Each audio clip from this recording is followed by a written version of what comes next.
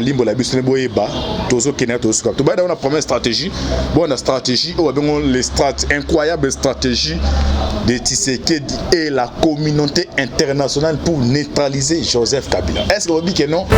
Alors vous comprenez non si ça attend le tiro soto limbo la biso ne bo comprendre ndenge ni Kabila ba ozo comme li pungu pungu to landa. Entre-temps, la délégation de la CPI qui était arrivée à Kinshasa s'est entretenue avec l'ancien président Joseph Kabila. Une de baké na niveau nini, il y a CPI va porter plainte. Le long de awa plainte est recevable. Est recevable. Ni négocier na aussi. Ba oluka autorité ya mboka. Ah est-ce que la mission na za ministre de justice oh je vais intégrer mes membres IDPS. Tout le baté. On comprend ba vous comprenez schéma de et pire. On a des géométrie descriptive et pire schéma on est salim. Namnicho nani azali a joué intérim et à ministère de la justice et ça o eza IDPS. Délégation ces pays baza awa bakutana na Tshisekedi bakutani mukuna awa. La communauté internationale basée dans deux plans. Plan A, plan B. Plan A ezala qui plan sur le plan national. Au baluka qui ni muta politique za mutumo en société civile soit qui est mutumo église a joua engagement ko porter Kabila plainte. Alors na kati ya biloko to wana ba pesa ki mukuna. So tali tous les arrestations mukuna mutabande ko intervenir na niveau États-Unis c'est toujours Herman Cohen. Deuxième volet en est na niveau ya communauté internationale. Les États-Unis ont eu dossier plainte aboyema ko déposer en contenir aucune stratégie de partenariat stratégique gagnant entre RDC et Obama comme ce que non Tshisekedi comme a signé partenariat et ça bongo mais balingate mabongo bazu ba pesi dossier na niveau ya Canada ba avocat ya Canada bazu inde ba na niveau nini ya ces pays ba porter plainte le long to ba awa et ba se retrouver ba préparer quelque chose. Dieu merci to ba awa résidence et ça encerclé mais ko eza ko ya to ba awa qu'est-ce qui se passe là dedans? Bonjour, bonsoir, Nabalandinion sur la voix céleste Amphibia TV. Mbote Nabino, Bozali, ebele partout dans le monde. Boza Kolanda Biso par la voix internaute, ou à niveau États-Unis, Namoni, Pasteur César Mouanga, Njama Pambolao, Nabo c'était à niveau ya toujours ya États-Unis, Maman la Pétoninga, en Europe, na Belgique, Namoni, Maman Dédé Charlotte, na France, Maman Kabas Charlotte, na niveau ya Suisse, Maman Konde Chita, la mère des opprimés, Olongolia Mikata bien à niveau Suisse, Maman Konde Chita, Bozana Asie, Océanie, en Afrique, sans oublier en République démocratique du Congo, et Zalimo en Abino, Ndekonabino, Obomesa, na une émission Bolinga, Tolo Bate, Moïse, Mahon, Kantibal, Nitosa, décryptage, ya actualité politique. Alors, si je te le Ezali, la stratégie Oyo Tshisekedi a vu Kabila. Tolo Bate, marche, ya manque de la bête. Les bazar qui marche, Mongo et Tamboli. Mais non, heureusement, il est ridicule les bons marathons de Baloba. Heureusement, pas ça. Mais non, même les jeunes, on pense au moins à Chouba Koulou, on pense bonbon. Les mêmes jeunes, on déjà bon, on pense ça qui est déjà Sili. Car il y a pas bon maillot. Bon, on a battu, les mêmes jeunes, on pense ça qui est bon. Bon, déjà Sili. Donc, bien, on comprend déjà un message divin. Un message on dit que Sabino que non, vous dirigez pendant plus de 18 ans, on a bien mais bien vous comprendre les un message que non, vous avez dirigé ce pays pendant plus de 18 ans, Ngonga et Koki Bokende. Mais comme boza quoi dire si que oui bah que boza la face ya peuple, ouais on peut Sabino carton rouge ils ont été pour 3 ans, 5 ans, 10 ans pour une éternité na bino do wa za docteur à rozonga rosa qui doctorat. Wa za docteur zonga sur la musana, wa za avocat donc tika politique parce que vous êtes là de Bosanga et Sanga Bandoki. Alors, troché la bina le lot. Oui, bah tension à niveau entre Premier ministre au Batindaï. Bah venir mais ça va se passer à faire Antibal, to se déchaîner oui bah to zawa puis to zo kinera to rusa. Awa. Sans plus tarder to dans la première article awa. Abe Chole a quelque visité Vital Kamerhe. Awa to bay bandaka la bandeko. Te batte église catholique na ba congolais mususu bazo lukanini. Banani bato ça marche à 15 millions. 15 millions, ce que Kamerhe procès les canis 5 fois. Il a accusé le monde entier noir, c'est bien que non, il a volé l'argent. Aïbimbong, de voir caméra Aïbimbong.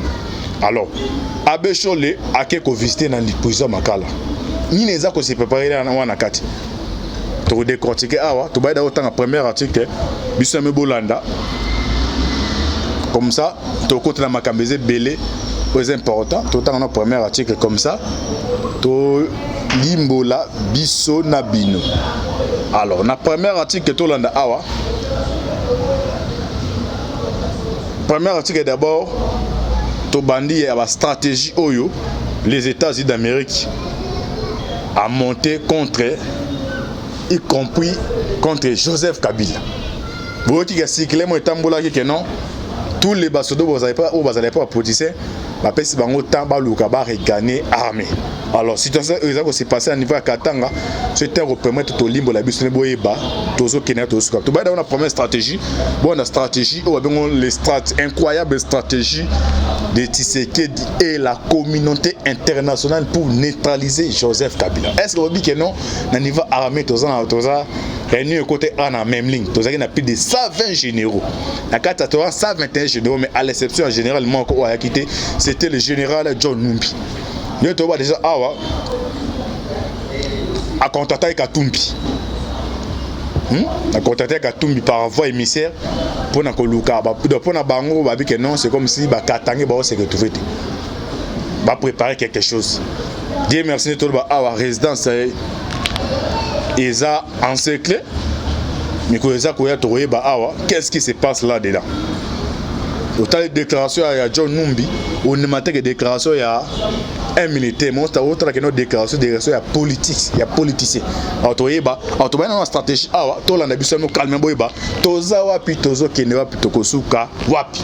Calamité to balancer les binopé vidéo, il y a apôtre Godé le coteau dans le niveau Norvège. Tout d'abord, le président Félix Tshisekedi convoque tous les généraux à Kinshasa pour une réunion de l'état-major élargie au commandant zone de défense et commandant région militaire, bref, tous les généraux. Donc, commandant tout, commandant zone de défense. Aux zones de tout les minions sur la région militaire, ils convoqué à Kinshasa. Ah, vous comprenez, c'est tout le monde. Voilà, moi, tout un petit bal. Oui, un petit bal. Nabi, tu bêtes lance roquette. Vous pouvez ma casse, manqué. Mais tout le monde continue, mais tous engagement au défendre l'intérêt en Bocador. Nous, tout mon côté, avec intimider. Anti-bal. Tu sais qu'il a convoqué des généraux. Baye naki chassa. Nakacha ba généraux wana moko asaki refi catégorique. Nakacha refi asalaki otobengi na kombo ya général John Numbi. Ba généraux baye bazaki logé na niveau ya même ligne, hôtel même ligne. Ni nengo ezaki wana to landa awa bo comprendre soit grosso modo toza wapi tozo kende wapi tokosuka wapi to landa. À l'issue de cette réunion, tous les 120 généraux de l'armée font allégeance au président de la République. Autant qui déclaration na bango bino tout bolani par les réseaux sociaux, oyo ba aussi on va porter soutien na bango ya République et puis na commandant suprême au babengi na kombo ya Félix Antoine Tshisekedi Tshilombo. Mais na casse na bango toujours à l'exception ya généralement encore John Numbi. Et puis vous voyez ba lelo pour nani ni Tshisekedi dans une place à John Numbi à remplacer bilo stratégie yo. Bon bazo comprendre tout le battre même na niveau moura pour monaki il nous a pétakei Christian Aïe. On comprend ce qu'on a stratégie wana des enfants match à ballet. 11 à Keboué, 7 à Keboué, à tenir au pays à coaching, tu comprends Bolanda. À l'issue de cette réunion, tous les 120 généraux font allégeance au président de la République par un communiqué final. Tout logé à l'hôtel Memling à Kinshasa. Et pendant ce temps, la présence de la République annonce qu'une formation est organisée aux États-Unis. Vous comprenez bien, beaucoup de le commandant suprême. Les 120 généraux basés logés à Pinamnini dans la même ligne. Après présence de la République, il non, beaucoup de formations, ou bien beaucoup de formations, et faire tuer bien voyage à niveau États-Unis. Ah, vous comprenez bien, les vous comprenez bien anti-bal, les gens le bas, l'ingalo bani. Tout le bateau de Landa. Des avions américains sont arrivés à Kinshasa pour les transporter, pour le transport de ces généraux. Le président Félix Tshisekedi, lors de son récent séjour privé à Belgique, bon comprendre, en grosso modo, toutes les cartes, toutes les stratégies, mais la communauté internationale a entremise à Fati ou à monter, bon comprendre toujours qu'il y a des wapi, bah généraux bailli. Non, bon qui formation au niveau nini, il y a États-Unis. Le lendemain, on a Tshisekedi a sali voyage privé. Na kacha avion on a amemi nani, amemi le président à cour constitutionnel Benoît Lamba. To continue Bolanda. To continue Bolanda. Tout logé à l'hôtel Mimi Akissa. Et pendant ce temps, la présence de la République annonce qu'une formation est organisée aux États-Unis pour les généraux de notre pays. Des avions américains sont arrivés à Kinshasa pour le transport de ces généraux. Le président Félix Tshisekedi, lors de son récent séjour privé à Belgique, avec dans sa mallette l'ancien président de la Cour constitutionnelle Benoît Lamba, a rencontré non seulement le roi belge, mais la délégation de la CPI. Ah bon, comprendre ce qu'il y a besoin d'informations. Ah, vous comprenez, besoin d'informations, requête. Il y a des avocats au Canada. Il y a des avocats qui vont recevoir. Il y a des bandak là, comprendre ce que tu as avant de continuer, tu as na mukuna. Bon comprendre ce que dossier bandak. Pas na olinga pena to lo bateau comme un cours. Chapitre 1, chapitre 2. On a attaqué chapitre 1 avant de continuer chapitre 2 ba limbolo comprendre. Tu as besoin na mukuna. La communauté internationale basée dans deux plans. Plan A, plan B.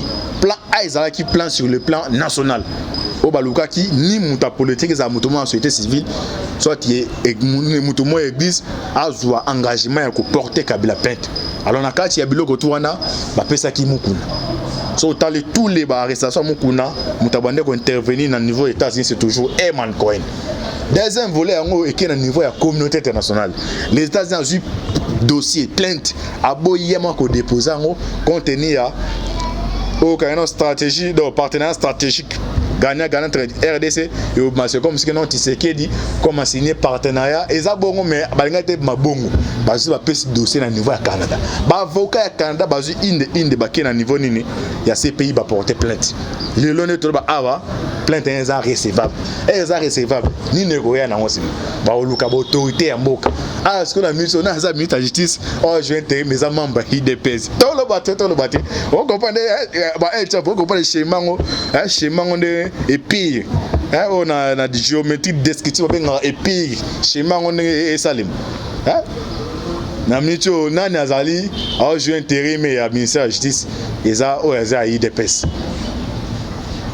délégation ces pays baza bakutana na Tshisekedi bakutani to continuer to là d'abord 6 articles sur to limbe la bino membres belé a rencontré non seulement les rois belges mais la délégation de la CPI mais aussi surtout les commandements militaires américains chargés de l'Afrique MISMA.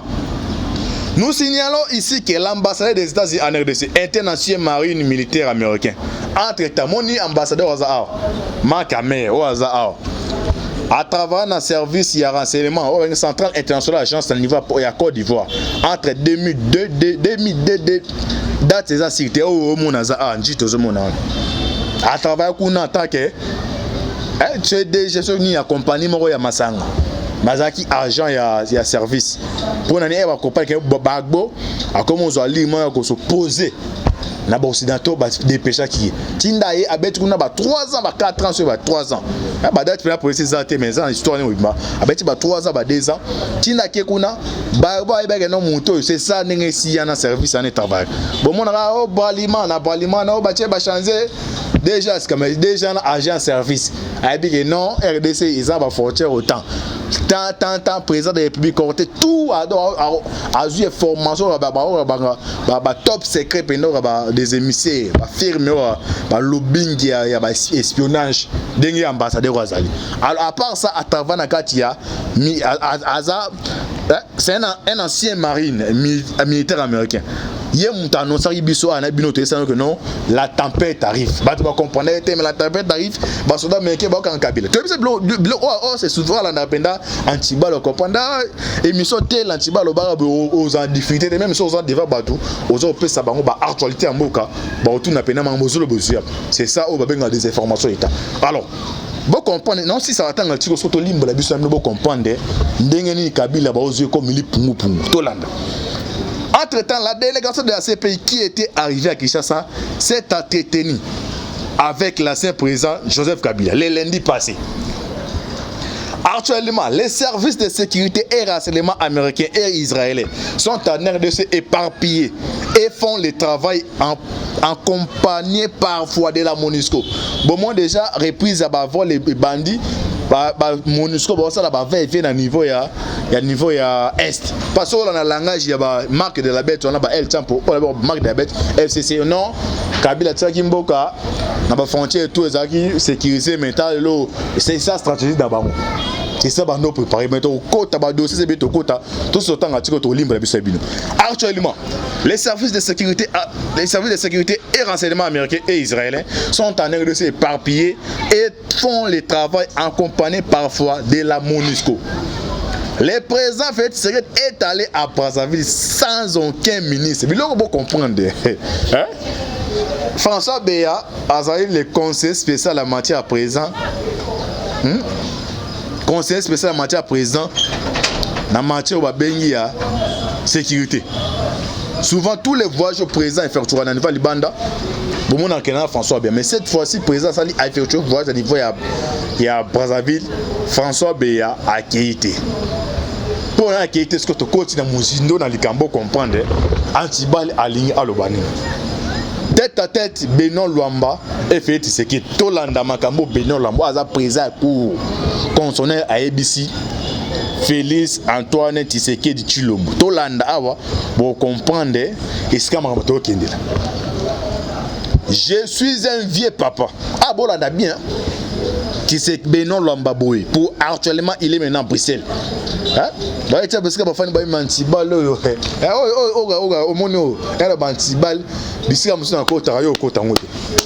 il y a des informations dans mes émissaires. Prophète Bilo, il y a dessus des cartes.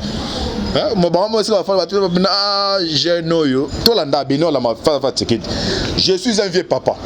Je ne vais pas quitter cette terre sachant que j'ai trahi mon pays. Juste pour les intérêts de la République de la Kabila. A déclaré la président. A continué à bien. À lobby, Toland, à lobby, dossier a dit. Ok. La pression devient insupportable pour moi. La pression. On parle les Français, tout le poteau.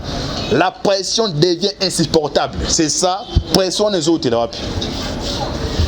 Talaka a démissionné dans le niveau de Bango FC Basu panique. Pression des autres. La pression devient insupportable. Il y a une pression. Pourquoi il y a une pression?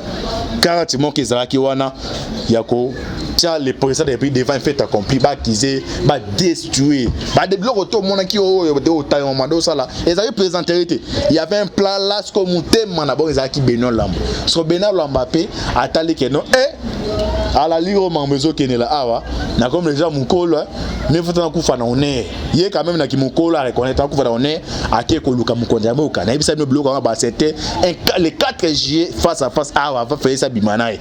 Hein pour va comprendre va tourner et okabima yo tika la bon moi jour les apenda aux akacha douche yo muta FCC ora batu ba libanda afanda ka awa moi ce qu'on a bana bokimela wapi hein na tu na bana bokimela wapi ah bino bo comprendre ba enjeu de l'air te ba lo bana police so au comprendre politique tata ba syndicat ah ba syndicat ndenge annonce ko comprendre ah ne mas ko sole ke nebe to suka mais bino comme vous avez vous comprendre. De continuer Benoît l'homme. La pression devient insupportable pour moi. La pression. D'abord, pression. À continuer, je ne vais pas mourir à l'instar du général Kaimbi.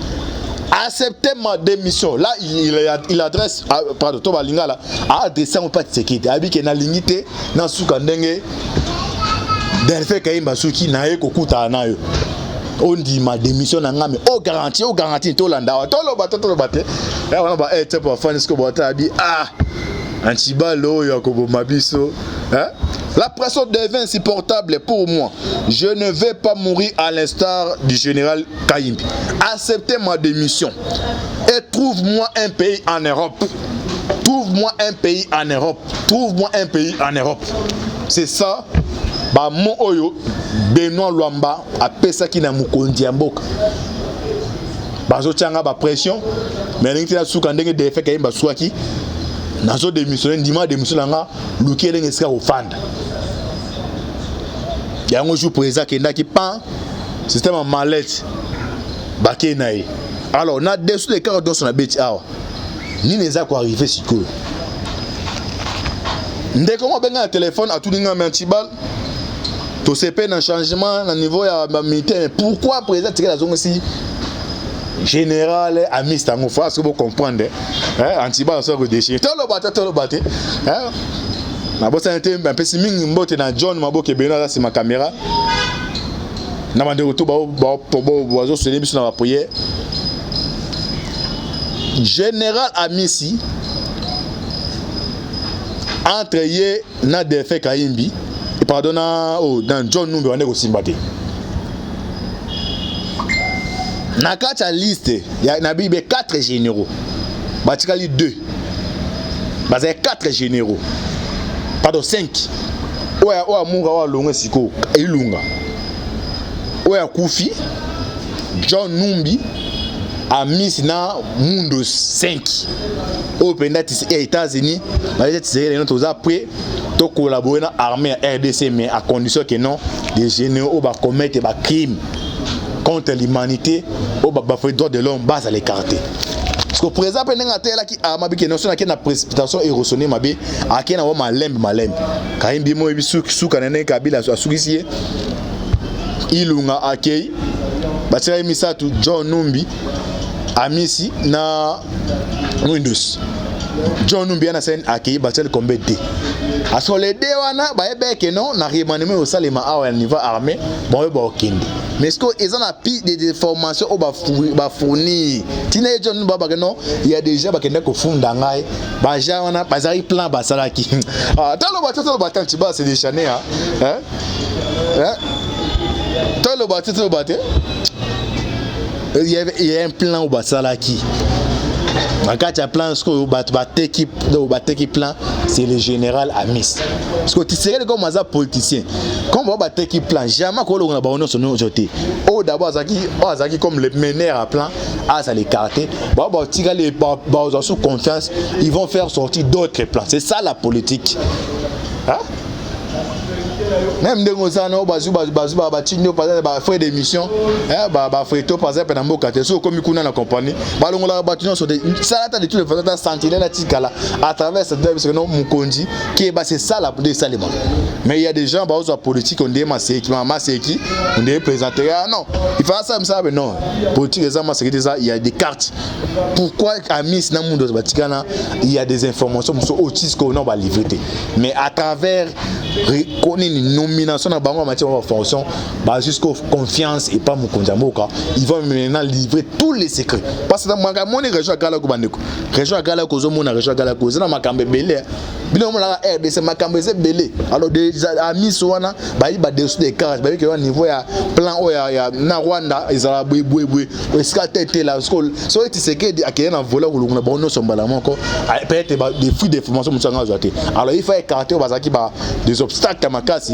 Atika mususu me batona aussi c'est ça au Salimi siko na niveau ya armée ya République démocratique du Congo toza intervention de Comores cotation tout dernier point au ya plan oyo John Numbi azo préparé na niveau ya Katanga pour na tokende ko chité.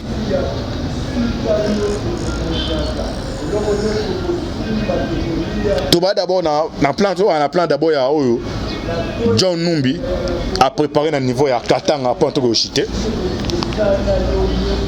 Biso nyonso na bino toyebi ke non na makambo liwa shebia John Numbi azaya na kati. Tellement au killer ils allaient Paul Milambo. Mais dès que tu as un Mboka Belgique, tu sais qu'il y a des visites privées en Belgique.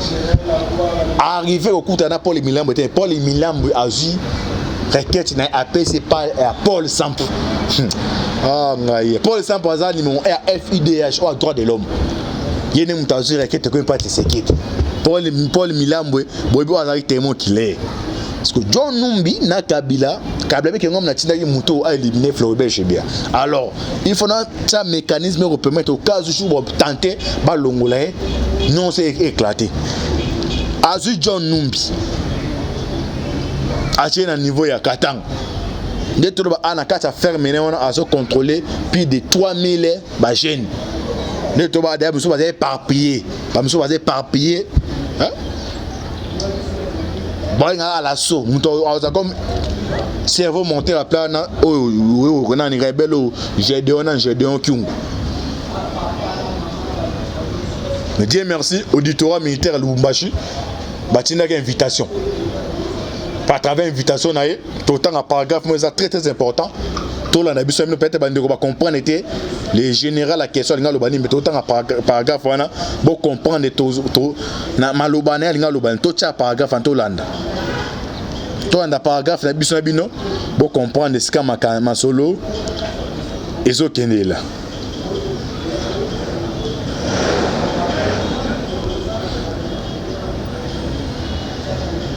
Tout le temps d'abord article comme ça, donc on est bien bino. La justice militaire invite à interpeller le général John Numbi.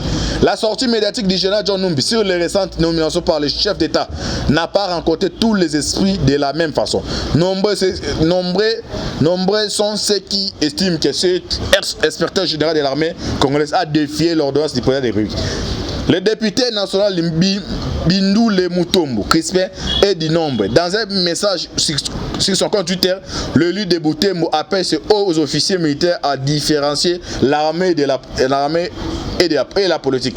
Et c'est pour ne pas exposer à des poursuites judiciaires. Revenant sur le fond de cette déclaration, le député Bindouli indique que les déclarations du général John Numbi a caractère politique et défie les chefs de l'État et invite la justice militaire à lui interpeller.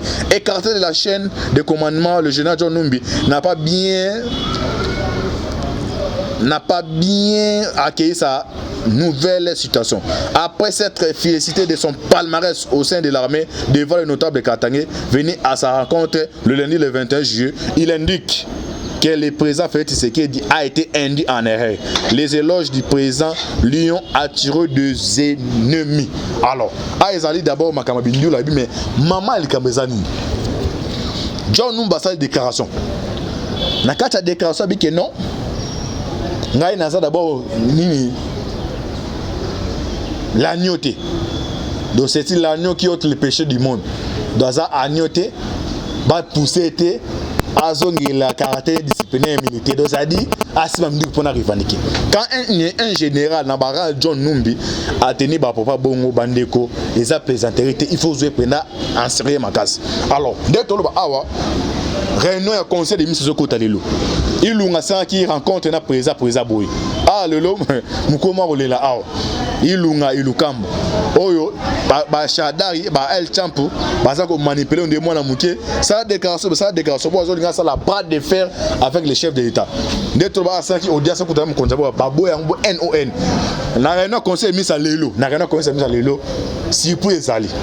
Antiba la za be formation bo ka mo te so moni ba botoleli ba système à vidéoconférence ba ka téléconnexion ilunga yukamba bato batindo ba ndio na ere ba shadari wala be ba el champ pa de batindo yeme yone tunda ka sinda so yiwapi yeme ya lobby alelo ba boyo déjà ko recevoir oni audience na niveau présence. Alors les lorena conseil ministre au Soukandeni muta président vous avez les chefs de l'État entre les autres na balabala kuna da ba nomination déjà ba remise repris au Salem tous dans la brancher makasi vous pouvez avoir confiance na deuxième épisode de Goya mais troisième épisode de côté l'épisode musu ba dessous des cartes musu boyeba situation politique à RDC to sein à l'église catholique bosengaki état des droits yango eza en voie ya kosalema présence ya Abesho na makala pour na procès à Vital Kamerhe eza makambo eza na kati kuna ebele mais tokosenga na ba sango boye ebele ko bozoluka procès à Kamerhe la namri na télévision de balance balandaki oh ben là c'est noir c'est blanc que non Kamerhe ayibi mbongo alors tosuka wapi na makambo to kende boye de tolongo a directement to kende niveau ya TG ya Gombe to landa verdict final oyo kuna muto okata Pierrot juge Pierrot a katele Kamerhe 20 ans et osuka ndene est-ce que Kamerhe a osala quitter Kamerhe a osala grâce Kamerhe a osuka wapi toye bango na prochain numéro toujours avec votre humble serviteur Moïse Maoka Antibal toza engagement biso na bino émission na bino bolingaka toloba te pona ko informer bino en temps réel bo prier makasi pona biso bo prier pour l'équipe Mouvement la Voix Céleste bo prier pona toloba te pona tozo courage ya ko la mukatongo ko pesa bino des informations d'état des informations en temps réel pour na bozala informer aussi dessus des cas dans les que c'est passé na nyonso na lobby a pena analyse o ebi ko landa ko sala ba analyse mo eza sérieux concret à comprendre elo na loba quelque chose eza ko se préparer mais les eza ko se préparer to prier le bon Dieu bo prier Nzambe bozala en vie pour nous permettre Antibal tous les millions ba le bateau le baki ezala réaliser Nzambe abate la bino. Merci mingi na mesusu na pesi mbote mingi na mama Kabasi Charlotte Oazaki malade aza guéri. Merci mingi susu na mama Konde Chita la mère des opprimés. Merci mingi na mama Dédé Charlotte bande koto baza branché au na Antibal apôtre Godé Nzambe azana bino. Prochain numéro. Bye bye, ciao.